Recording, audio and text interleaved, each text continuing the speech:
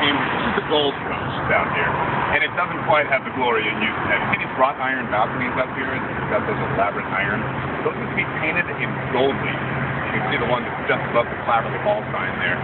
When all that is gold and the doorknobs in here are encrusted with jewels and all kinds of good stuff like that, it's pretty hard not to call this place the Gold Coast. It's for all the rich kids.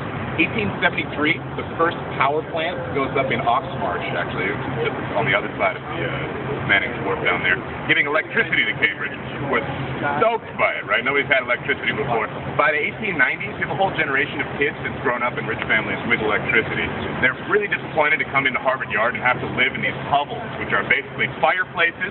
You can throw coal in there, but if you don't, you're real cold in the wintertime. You got outhouses that you're using the bathroom in instead of indoor plumbing. If you want to take a hot shower, too bad. You're pumping your own well water out of the ground in the middle of the wintertime and bathing yourself with that. And most kids just don't bathe at all, right? It's a very strange time when you've got all this luxury at home and then you come to Harvard, the elite university, and you have to bathe in freezing cold water and go to the bathroom in an outhouse, right? So these places start opening up. These are private dormitories only for Harvard University undergraduates.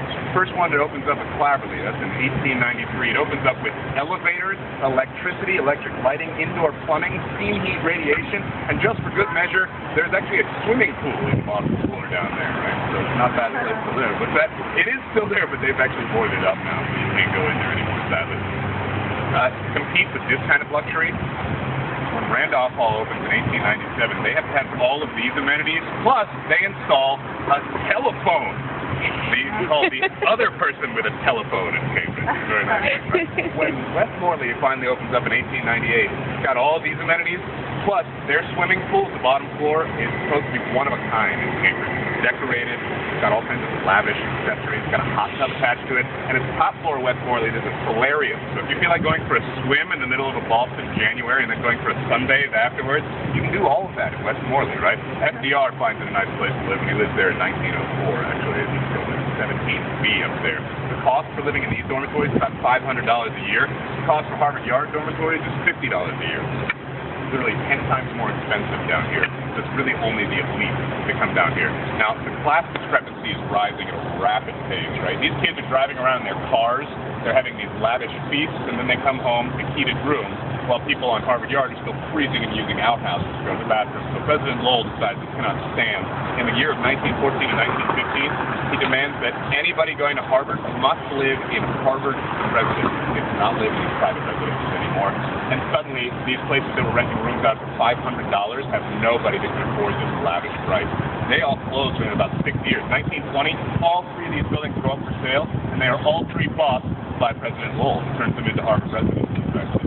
Everybody can experience what only you had beforehand. Most of these places don't have dining halls in them, though.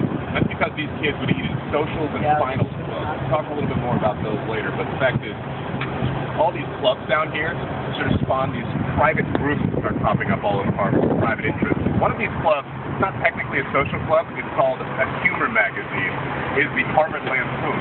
That's their building right behind it. Harvard Lampoon opens in 1876. They claim to be the oldest humor magazine in the United States of America. They're wrong. The Yale Record in 1872 beats them by 4 years. And when I asked them, hey, how come you guys claim to be the oldest humor magazine? The Yale Record's at least 4 years older. They said, yeah, but the Yale magazine's not funny, so we don't consider it a humor magazine. Well, that's fair, whatever. The fact is, this building will go up in 1909, which gives you an indication of their kind of sense of humor, right? This building is supposed to be designed to look like a Prussian soldier, wearing this pointy helmet, looking very surprised, like this. Right? See that? He kind of got that old face on him, right? Gives you an idea. They like to make fun of everything and everybody. One of the people that strikes back is actually the legitimate newspaper down here, founded in 1872 as the Harvard Magenta. The Harvard Crimson will change its name when Harvard changes its colors in 1875. The Crimson like to fire back at these guys, which of course makes them so happy. Then they get to drag on the Crimson again. They will actually escalate over a course of a century and a half into this gigantic prank war that still continues today, believe it or not. One of the best pranks that happens is 1933, a bunch of Harvard Lampooners sneak into the State House up on top of Beacon Hill with a pair of wire cutters and a 5.5-foot long flower box. Apparently it doesn't look suspicious at all. Nobody seems to notice, and they snip the fish down. They sneak out with it. This thing is called the Sacred Cod. It's supposed to be the symbol of the House of Representatives. When the House of Reps discovers it's missing, they refuse to legislate until the fish is returned. And so for 3 days, the Massachusetts government is crippled, literally nothing except to look for this fish. And when they finally find it, it's only because they've received an anonymous phone call. Guess who the phone call came from? Harvard Crimson. Exactly what these guys do. They tell the cops, follow an unmarked car down the West Roxbury Parkway in Newton today about, 3 o'clock. The cops do that, they find the car, and what the police describe as a low-speed car chase. They pull these guys over, 2 kids with their hats pulled down and their collars flipped up, jump out of the front seat, reach to the back, pull the wooden fish out, slam it on the hood of the cop car, jump back in their car, and speed away. And they're never caught.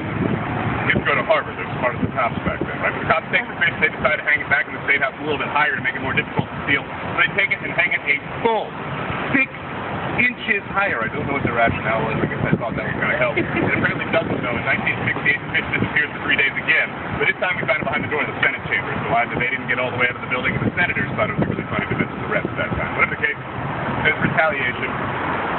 The Crimson decides it would be really funny to steal something at the top of the building as well.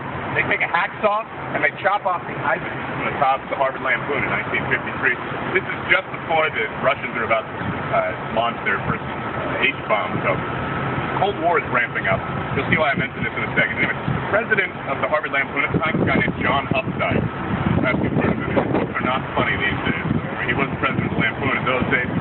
He knows exactly who stole this bird, so he kidnaps the president of the Harvard Crimson, calls up the rest of the Crimson, he says, you've got my bird, I've got your president, let's make a fair trade. They pull up about midnight towards Harvard Yard in cars. Unfortunately, the bird can't move, and the president can. He jumps out of the back of the car as soon as he can.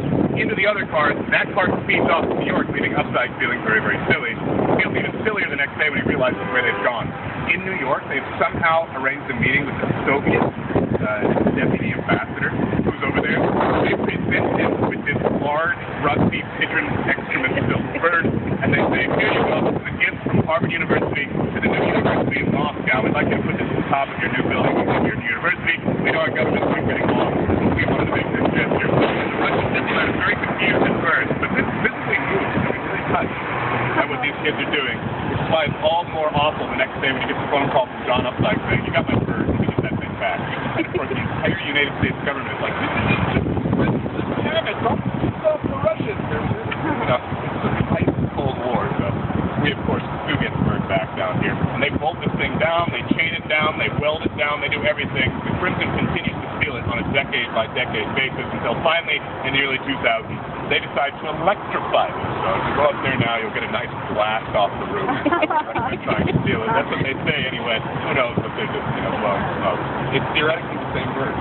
Who knows? Anyway, the retaliation for the theft of this bird doesn't really come for another 47 years. In the year 2000, Crimson strikes back. We'll say a little bit about it when we walk past it.